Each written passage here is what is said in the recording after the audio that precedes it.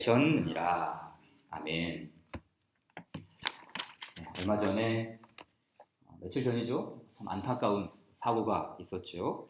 그 에티오피아에서 케냐인가요? 에티오피아 케냐로 이렇게 날아가는 비행기가 추락하여서 탑승자 157명 전원이 생명을 잃었다고 합니다. 참 가슴 아픈 일이죠. 근데 이 사고가 난 비행기가 저도 잘 모르는데 뉴스에 보니까 보잉 737 맥스 8이라는 비행기라고 합니다. 보잉 737 맥스 8. 근데 이 비행기가 작년 10월에 인도네시아에서도 추락 사고가 있었는데 같은 기종의 비행기라고 해요. 그리고 또 조사를 해보니까 이 비행기가 잔고장이 많아요. 크고 작은 결함이 많아서 이 사고가 가장 많이 났던 비행기가 뭔가 바로 이 보잉 737 맥스 8이라는 비행기라고 합니다. 그러다 보니까 인도네시아에서는 이 기종의 비행기를 전면 중단했어요. 절대로 이 비행기를 지금 운전해서는 안 됩니다. 중단한 것이죠. 그리고 중국도 이 비행기가 굉장히 많은데 중국도 운행 금지시킨 거예요. 우리나라는 어떤가? 우리나라도 보니까 꽤 있더라고요. 대한항공 33대, 제주항공 40대, 이스타항공 19대, 진에어 23대. 그러니까 주로 이제 그 저가 항공 비행기가 지금 이 비행기가 많은 거예요. 그러니까 이렇게 사고가 난 기종이 우리나라도 많다 보니까 우리나라 정부에서 가만히 있을 수 있겠어요? 조사 나간 거죠. 이 비행기 지금 잠깐 점검하자. 이거 뭔가 좀 이상한 것 같다. 결함이 있는 것 같다. 그래서 국가적으로 이렇게 점검에 들어갔어요. 저도 이제 비행기를 자주 타는 편은 아니지만 어쩌다 이렇게 한 번씩 타는 경우가 있지 않습니까? 가장 최근에 비행기 탄 게 이제 제주항공 탔는데 이 비행기가 아닐까? 그런 것 같아요. 제주항공이 지금 40대가 있으니까. 근데 이제 우리가 비행기를 탈 때마다 비슷할 것 같아요. 여러분 기도하시죠. 저도 기도를 하는데 운전할 때의 기도와 자동차 운전할 때의 기도와 비행기 안에서 하는 기도가 같습니까? 좀 다르죠. 저도 이렇게 아무래도 비행기 사고는 작은 사고라도 이거는 생명과 직결되기 때문에 좀 간절하게 기도하지 않습니까? 근데 여러분 구원에도 사고가 있을까요? 하나님께서 우리를 이 세상에서 하늘의 부르심을 받은 성도로 이룩하게 하셨어요. 그런데 날아오르다가 얼마 가지 못해 추락합니다. 잘 가다가 또 기상이변으로 떨어집니다. 마지막 종착지까지 거의 다 왔는데 착륙하면서 사고가 납니다. 우리가 받은 구원에 이런 결함이 있을 수 있을까요? 있지요. 어떨 때요? 내가 내 힘으로 날아오르려고 할 때 이거 결함이 생기는 거 아니겠습니까? 내가 내 의지로 붙잡으려고 하면 거기에는 반드시 사고가 발생하기 마련입니다. 따라서 하나님의 구원 방법, 우리를 부르시는 하나님의 구원 방법은 인간의 날개짓이 아니죠. 온 힘을 다해 내가 이룩하는 것이 아닙니다. 내가 하려고 하면 사고 날 수밖에 없어요. 그러므로 하나님의 구원 방법은 내가 하는 것이 아니라 다른 사람이 하게 하시죠. 자신이 아니라 타인이 하게 합니다. 이 말을 세 글자로 우리는 뭐라 그럽니까? 중보자. 나 자신이 아니라 중보자를 통해서 우리로 하여금 하늘을 향해 날아오르게 하시고 중보자를 통해서 이 구원의 여정을 항해하게 하시고 중보자를 통해서 마지막 종착지까지 안전하게 도착할 수 있도록 인도하신다는 것이죠. 그러니까 내가 아닌 다른 누군가를 통해서 우리는 이룩하는 것이죠. 하나님과 우리 사이에 개입된 그 중보자를 통해 하늘을 향해 이룩하고 착륙하는 것입니다. 물론 그 중보자 역시 결함이 없지요. 중보자에도 결함이 있으면 사고 나잖아요. 결함이 없는 중보자, 완벽한 중보자, 문제가 없는 중보자. 따라서 이륙, 항공, 착륙까지 온전하게 하나님의 백성들을 구원에 이르게 하죠. 그래서 성경은 이 중보자를 가리켜 예수님으로 명시하죠. 우리 디모데전서 2장 5절 같이 한번 읽어볼까요? 시작. 하나님은 한 분이시요 또 하나님과 사람 사이에 중보자도 한 분이시니 곧 사람이신 그리스도 예수라. 그렇죠. 이 히브리서 기자 역시 이 중보자 예수님에 대해서 이 중보자 예수님으로 말미암아 우리가 영원한 기업의 약속을 얻는다. 그러니까는 이 말은 영원한 기업의 약속을 얻는다는 말은 사고가 나지 않는다는 거예요. 사고가 나지 않는다는 거죠. 자, 9장 15절 말씀 읽겠습니다. 시작. 이로 말미암아 그는 새 언약의 중보자시니 이는 부르심을 입은 자로 하여금 영원한 기업의 약속을 얻게 하려 하심이라. 이게 무슨 말이에요? 구원의 확실성. 중간에 이탈하거나 탈선하거나 회항하거나 이게 추락하지 않는다는 뜻이죠. 왜 그렇습니까? 이 예수님의 중보는 영원하기 때문입니다. 예수님이야말로 우리 구원의 영원한 보증 되시죠. 자, 그럼 이 예수님의 중보 사역은 구체적으로 어떤 임을 통해서, 직분을 통해서 드러났습니까? 예수님의 직분은 세 가지죠. 우리 잘 아는 대로 선지자, 제사장, 그리고 왕. 세 가지의 직분이 있습니다. 근데 물론 이 세 가지 직분은 따로따로가 아니라 예수님은 이게 통합적으로 이렇게 따로 생각할 수가 없는 거죠.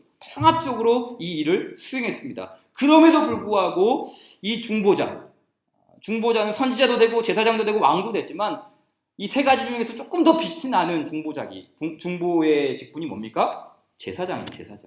제사장.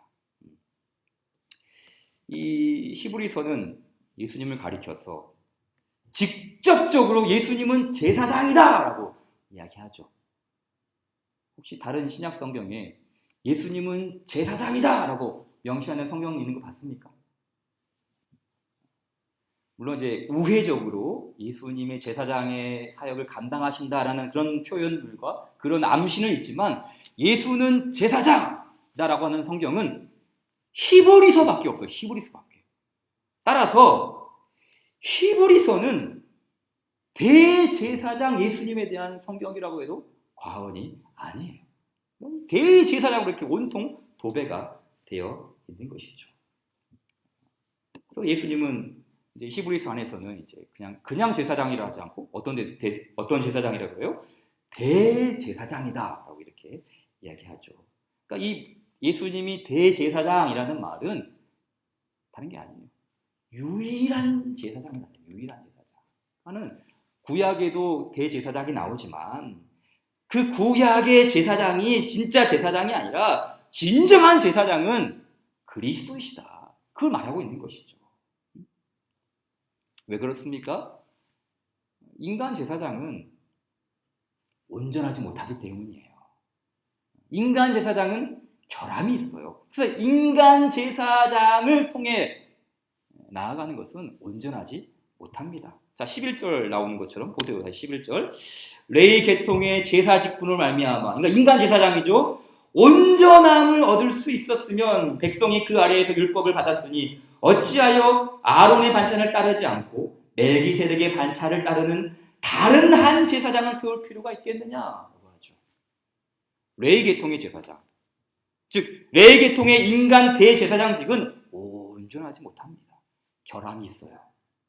그래서 인간들도 제사장이었지만 백성을 위한 제사를 드리기 전에 먼저 무엇을 했습니까? 자기 자신의 죄를 위해서 제사를 했지 않습니까? 그렇잖아요. 자, 5장 3절 말씀 보세요. 그러므로 백성을 위하여 속죄를 드린 것 같이 또한 자신을 위하여도 드리는 것이 마땅하죠. 이게 인간 제사장의 한계예요. 인간 제사장. 결함이 있다는 것이죠. 자신도 제사를 드려야 돼요. 백성들 위해서 제사를 드리지만 자기 자신에게도 큰 문제가 있다는 거 아니겠습니까? 그래서 아론의 반차를 따라 세워진 인간 제사장은 온전하지 못합니다. 자신의 연약함과 죄로 인한 한계가 있습니다. 또한 이 인간 제사장은 그리스도를 예표한다는 의미에서 인간 제사장은 결함이 있습니다. 그러기에 예수님은 이 아론의 반차가 아닌 멜기세덱의 반차를 따르는 아주 독특하고 그리고 유일한 대제사장이 되십니다. 다 아시는 분 아시겠지만 이 제사장직은 레위 지파만 할 수 있습니다. 그렇죠? 레위 지파에서만 이 율법을 통해서 레위 지파만 제사장이 나온다라고 분명히 이야기하셨습니다. 그러나 예수님의 혈통은 레위 지파가 아니잖아요. 유다 지파입니다. 유다 지파. 유다 지파는 어떤 지파입니까? 왕족이죠. 왕족. 그렇죠? 다윗 혈통이죠. 왕족의 계통을 잇는 유다 지파입니다. 유다 지파에서는 제사장이 나올 수 없는 것이죠. 그러나 항상 특별 케이스가 있지 않습니까? 특별 케이스. 그렇죠? 자, 7장 14절 15절 말씀, 오늘 말씀 같이 한번 읽어볼까요? 시작. 우리 주께서는 유다로부터 나신 것이 분명하도다. 이 지파에는 모세가 제사장들에 관하여 말한 것이 하나도 없고 멜기세덱과 같은 별다른 한 제사장이 일어나는 것을 보니 더욱 분명하도다. 자, 멜기세덱은 어떤 제사장이에요? 별다른 제사장이죠. 즉 율법에 따라 임명된 제사장이 아니라 하나님에 의해 특별 케이스, 그렇죠? 특별하게 임명된 제사장이라는 뜻입니다. 자, 그래서 7장 1절을 말씀 보게 되면은 이 특별한 제사장인 멜기세덱에 대해서 어떻게 말합니까? 이 멜기세덱은 살렘 왕이요 지극히 높으신 하나님의 제사장이라 여러 왕을 쳐서 죽이고 돌아오는 아브라함을 만나 복을 빈 자라라고 이야기하죠. 멜기세덱은 매우 독특합니다. 어떤 의미에서 독특합니까? 이 멜기세덱은 왕임과 동시에 뭐예요? 제사장이에요. 제사장. 그렇죠. 왕도 되고 동시에 제사장도 되기 때문에 이게 특별한 의미가 있는 것이죠.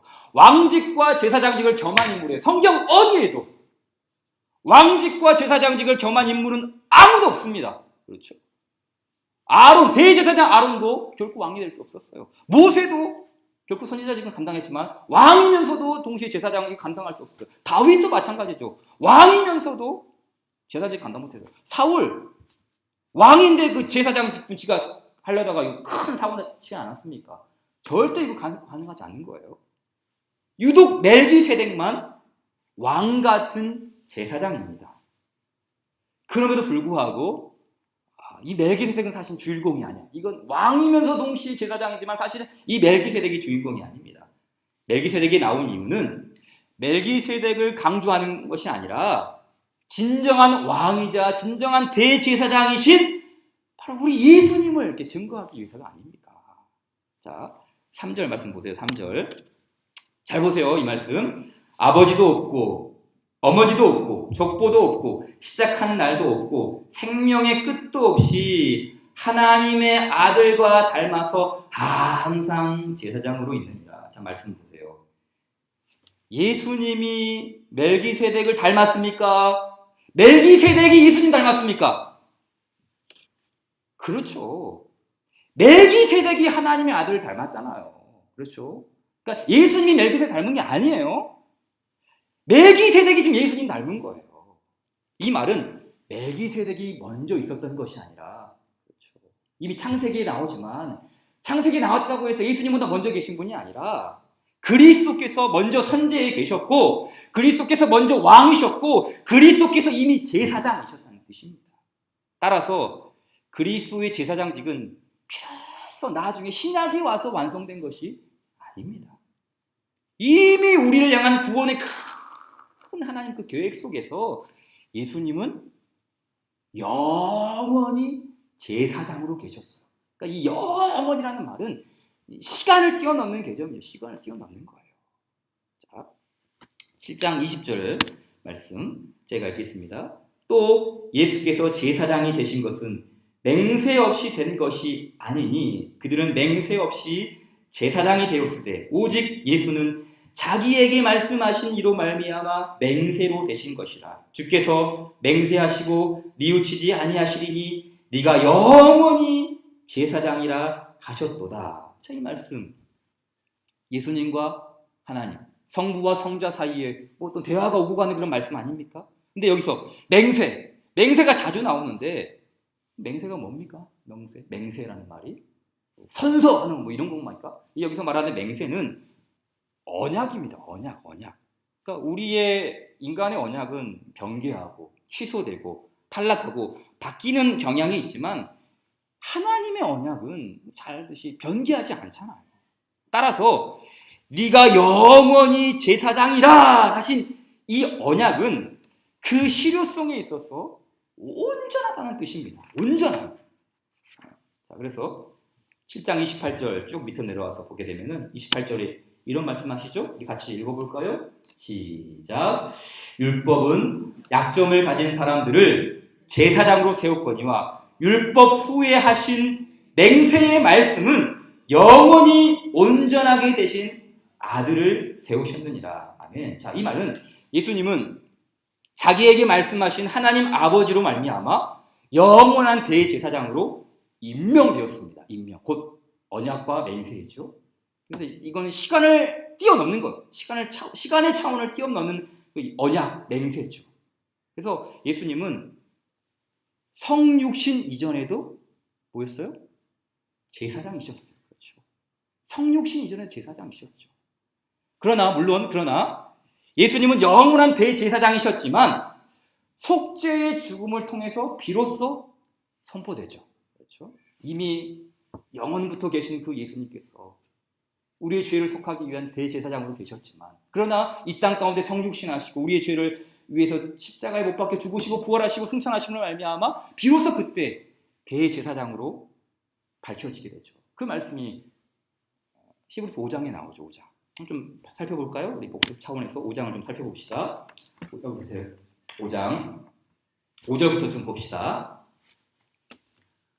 5장 5절부터 제가 읽겠습니다. 히브리서 5장 5절. 또한 이와 같이 그리스도께서 대제사장 되심도 스스로 영광을 취하심이 아니요 오직 말씀하신 이가 그에게 이르시되 너는 내 아들이니 내가 오늘 너를 낳았다 하셨고, 또한 이와 같이 다른 데서 말씀하시되 네가 영원히 멜기세덱의 반차를 따르는 제사장이라 하셨으니 그는 육체에 계실 때에 자기를 죽음에서 능히 구원하실 이에게 심한 통곡과 눈물로 간구와 소원을 올렸고 그의 경건하심으로 말미암아 들으심을 얻었느니라. 그가 아들이시면서도 받으신 고난으로 순종함을 배웠어 온전하게 되셨은즉 자기에게 순종하는 모든 자에게 영원한 구원의 근원이 되시고, 그 다음 말씀, 하나님께 멜기세덱의 반차를 따른 대제사장이라 칭하심을 받으셨느니라 라고 말씀하죠. 자, 예수님은 영원한 대제사장이셨지만 언제 대제사장으로 칭함을 받았습니까? 그렇죠. 받으신 고난으로 순종함을 배울 때죠. 즉, 이 고난, 십자가, 이 모든 일들을 감당하실 이후에 영원한 그 대제사장이신 그리스도께서 명확하게 우리 가운데 선포된 것 아니겠습니까? 자, 그래서 이 시간에는 우리가 이 영원한 대제사장이신 예수님 덕분에 우리가 누리는 은혜와 혜택, 한문으로는 은덕이라는 말을 쓰죠. 영원한 대제사장이신 그리스도께서 주시는 은혜와 혜택, 은덕은 뭔가 좀 나누도록 하겠습니다. 참 많죠. 예수님께서 주시는 이 대제사장이 주시는 은혜와 덕 얼마나 많습니까? 근데 오늘은 좀 간추려서 한 2가지 정도만 본문 말씀을 통해서 나누도록 하겠습니다. 자, 첫째는 예수님께서 주시는 이 은혜와 덕, 첫 번째는 바로 소망입니다. 소망. 이 대제사장이신 그리스도께서는 우리에게 소망의 은덕을 베풀어 주십니다. 자, 오늘 본문 말씀 7장 19절 다시 한번 같이 읽겠습니다. 시작. 율법은 아무것도 온전하게 못할지라 이에 더 좋은 소망이 생기니 이것으로 우리가 하나님께 가까이 가느니라. 아멘. 자, 소망으로 하나님께 가까이 간다고 말씀합니다. 하나님께 가까이 간다는 뜻이 뭡니까? 하나님께 가까이 간다. 이거 어떤 뜻일까요? 우리가 보통 물리적으로 하나님을 가까이 된다, 뭐 그런 의미일까요? 이건 뭐죠? 구원의 확실성이죠. 구원의 확실성. 그렇죠. 우리를 부르시는 그 주님께서 이륙하게 하시고 항공하게 하시고 그리고 더 가까이 완전하게 착륙하실 때까지 우리를 이렇게 소망으로 우리를 부르고 계신다. 확실한 그런 부르심을 말씀하는 것이죠. 그래서 하나님으로부터 멀어지는 것이 아니라 히브리서에 나오는 말씀처럼 흘러 떠내려가는 것이 아니라 도리어 우리의 대제사장이신 예수님을 힘입어 가까이 갈 수 있습니다. 가까이. 왜요? 예수님은 우리의 죄를 속량하신 대제사장이요. 예수님은 우리의 연약함을 동정하시는, 체휼하시는 대제사장이요. 또 예수님은 우리를 위해 먼저 하늘 성소에 올라가신 대제사장이요. 또 우리를 위해서 하늘 보좌 우편에서 간구하시는 대제사장이요. 또한 10장 말씀 보니까 하나님의 집, 즉 교회를 다스리는 대제사장이라 그러셨거든요. 그러니까 이 예수님의 대제사장적 사역이 무궁무진하게 나오는 게 바로 이 히브리서 말씀이죠. 그러니까 이 대제사장의 사역을 볼 때마다 우리는 한 가지가 솟아오르죠. 뭡니까? 확신. 소망. 어떠한 어려움 중에서도 바로 이 대제사장이신 그리스도 붙들면 사고나지 않는다. 회항하지 않는다. 추락하지 않는다. 그 확실성을 주의 백성들에게 격려하고 있는 거 아니겠습니까? 이와 같이 우리를 위한 예수님의 대제사장 직분은 엄청난 소망입니다. 말 그대로 은혜와 덕, 은덕입니다. 은덕. 물론 이 그리스도의 은혜는 세상 모든 사람들에게 주어지는 것은 아닙니다. 주님이 택한 참 교회에게만 주시는 은혜와 덕이 아니겠습니까? 그래서 7장 26절 말씀 보니까 이렇게 하죠. 이러한 대제사장은 우리에게 합당하신 분이다. 우리. 그렇죠. 하나님의 은혜를 받은 우리. 주의 부르심을 받은 우리에게 합당하신 분이다. 라고 말씀하고요. 또 8장 1절 말씀 보니까 이러한 대제사장이 지금 우리에게 있습니다. 우리에게 있다는 것이죠. 참 교회의 성도들 이렇게 우리에게 있는 것이죠. 그렇습니다. 우리에게 이러한 대제사장이 계시니 어찌 우리가 받은 구원이 추락하는 구원이겠습니까? 우리 예수님께서도 이런 기도하셨잖아요. 요한복음 말씀 보니까 나를 보내신 이의 뜻은 내게 주신 자 중에 내가 하나도 잃어버리지 않는다. 하나도 잃어버리지 않는다. 예수님의 이 중보 사역 아닙니까? 이 땅에 계실 때도 내게 주신 자, 하나님께서 내게 주신 자를 하나도 잃어버리지 않는다. 그러니까 우리의 소망이 바로 이 그리스도로부터 오는 거 아니겠습니까? 그러게 우리에게 있는 이 소망은 흔들리지 않는 소망입니다. 위태할 때도 안보하시는 소망이죠. 영원한 대제사장이 붙드시는 영원한 소망인 줄 믿습니다. 따라서 우리는 믿는 도리의 소망을 움켜잡아야 돼요. 그렇죠? 예수님 우리를 붙드시니 우리도 주님 붙드는 것이죠. 그리스도께서 우리를 붙잡고 계시듯이 우리도 믿음 붙잡고 예수님 붙잡고 십자가 붙잡고 끝까지 소망의 풍성함에 이르는 성도로 서는 것, 그것이 바로 교회의 참모습 아니겠습니까? 둘째로 대제사장이신 그리스도께서 교회에게 주시는 은혜와 덕이 뭔가? 그것은 바로 대제사장이신 그리스도는 우리를 제사장으로 삼으셨다는 것이죠. 그것도 더 은혜죠.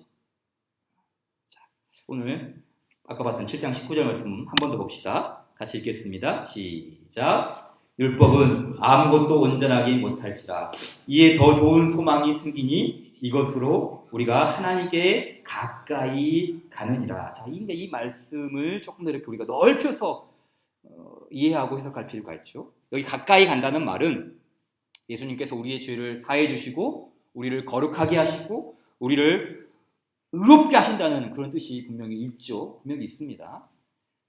그래서 우리는 죄인으로 하나님 앞에 서는 것이 아니라 의인으로 서는 것이죠. 예수님 덕분에 의인으로 서는 것이죠. 동시에 우리는 의인으로서 하나님 앞에 서기도 하지만 동시에 어떤 모습으로 섭니까?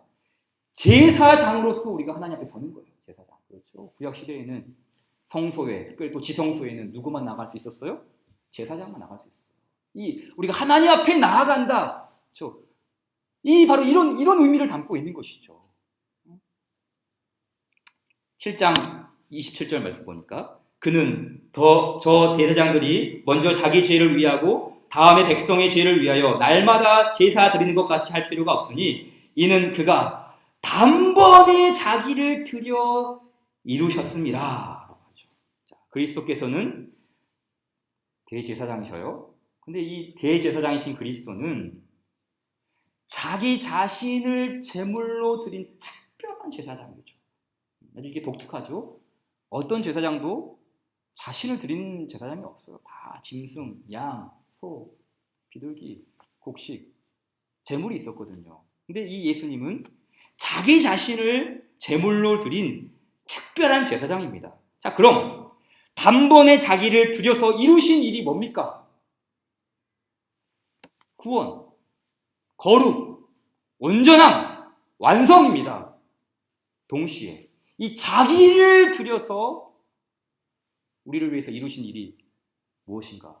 이 말씀에 잇대어서 요한계시록 말씀을 좀 볼 필요가 있죠. 같이 한번 요한계시록 5장 9절부터 10절 말씀 같이 읽어볼까요?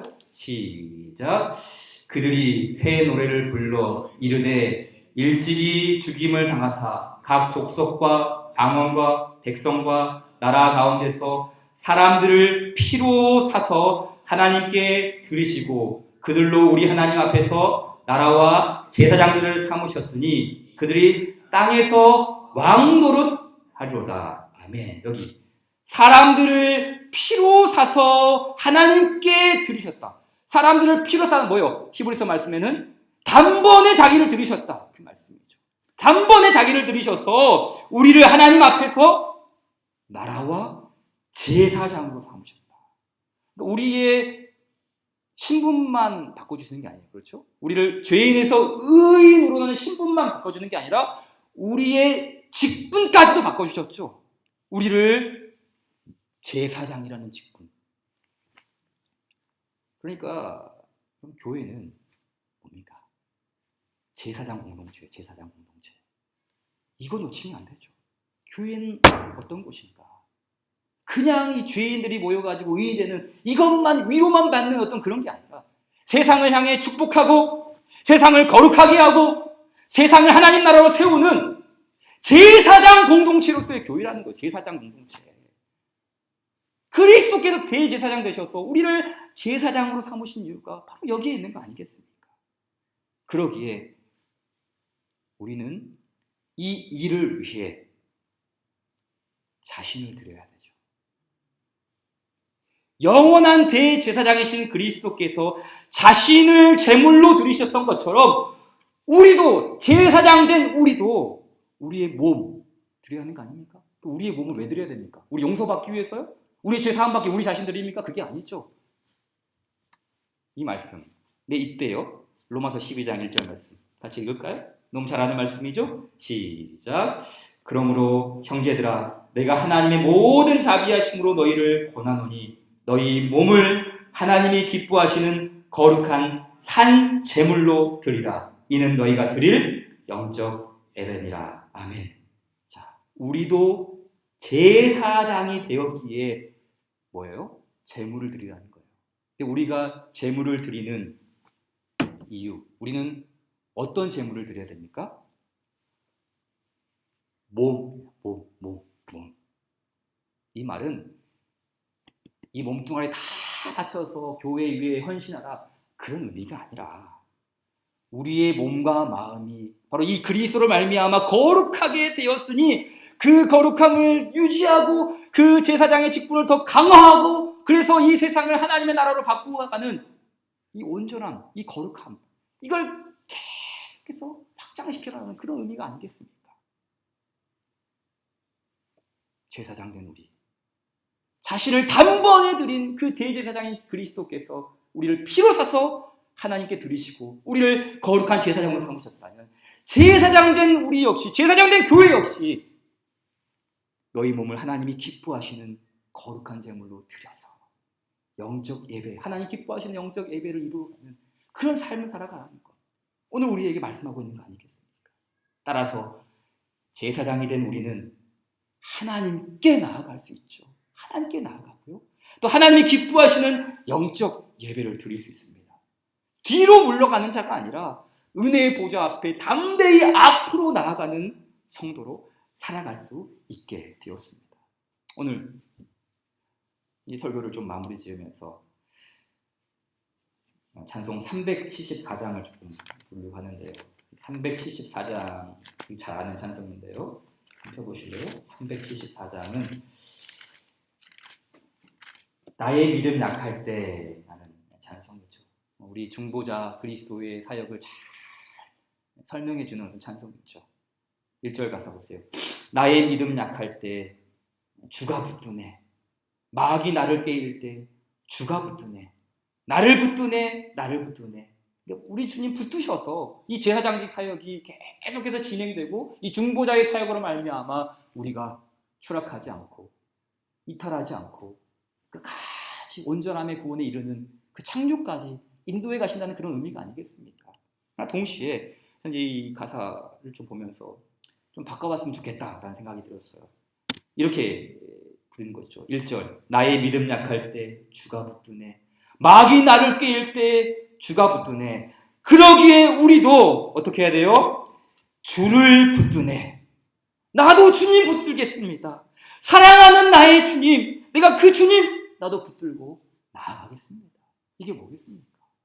우리의 영원한 소망이신 그 그리스도 붙잡고 나가는 것이고 우리를 제사장으로 삼으신 그 주님 붙잡으면서 우리도 우리의 몸을 거룩한 산제물로 드리며 하나님 앞에 제사장 역할 감당하는 거 아니겠습니까?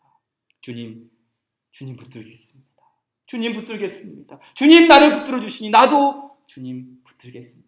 이 붙드심, 우리를 붙들고 우리를 붙잡는 이 은혜의 이때여서 우리도 주님 붙잡고 나아가는 이 귀한 제사장 공동체, 우리 교회되는 모두가 되기를 주님 이름으로 축원드립니다. 우리 함께 찬송 374장 찬송 드릴 때 말한 것처럼 가사 한번 바꿔서 이렇게 부르겠습니다. 후렴 주를 붙드네 주를 붙드네 사랑하는 나의 주 주를 붙드네 이렇게 부르겠습니다.